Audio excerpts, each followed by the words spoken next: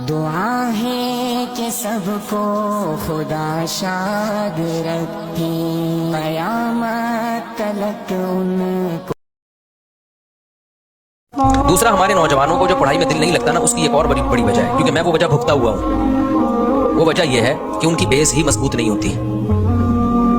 जब बेस ही मजबूत नहीं होती तो उनको आगे वो किताब समझ में नहीं आ रही होती। समझ में नहीं आ रही होती तो टेंशन होना शुरू, तो उसके बाद दिल भुगता गया। हमेशा इंसान आसान से मुश्किल की तरफ जाता है।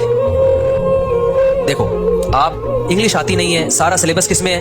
इंग्लिश में। अब वेलोसिटी की तारीफ पढ़ रहे हैं, वो इंग्लिश में है, उसके टेंसेस पता ही नहीं है।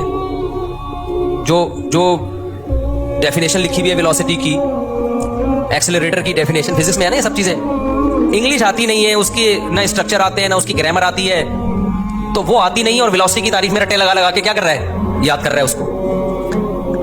मुझे याद है, मैं एक कोचिंग सेंटर में गया ना, मैं केमिस्ट्री पढ़ रहा था, तो मैं केमिस्ट्री के शुरू के लेक्चर में हाजिर नहीं था। हम लोग पंजाब गए थे, कहाँ गए थे, स्कूल में केमिस्ट्री शुरू हो गई, तो मैंने कवर करने के लिए मैं चला गया खारादर में कोचिंग सेंटर। वो टीचर पढ़ा रहे हैं, डबल बॉन्ड टूटा, सिंगल बॉन्ड टूटा, वो होता है ना, डबल बॉन्ड टूटा, सिंगल बॉन्ड टूटा।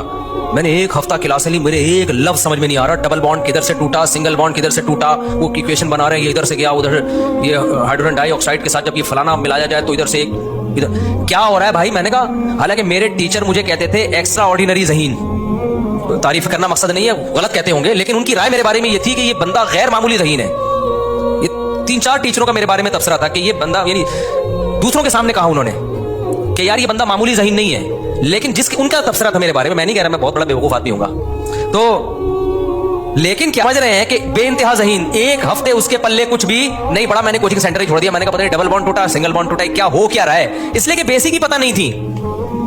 भाई कितना भी दिमाग हो इंसान का, आप बिल्डिंग बनाना ऊपर से थोड़ी शुरू करोगे। ऊपर से आपने कहा क्योंकि ये बहुत अच्छा मजदूर है, बहुत एक्सपर्ट आदमी है, और ये सीमेंट भी बहुत मजबूत, बजरी भी बहुत मजबूत, ऊपर वाली दीवारें पहले, ऊपर दीवार की ऊपर की जो ईंटें पहले रख लो।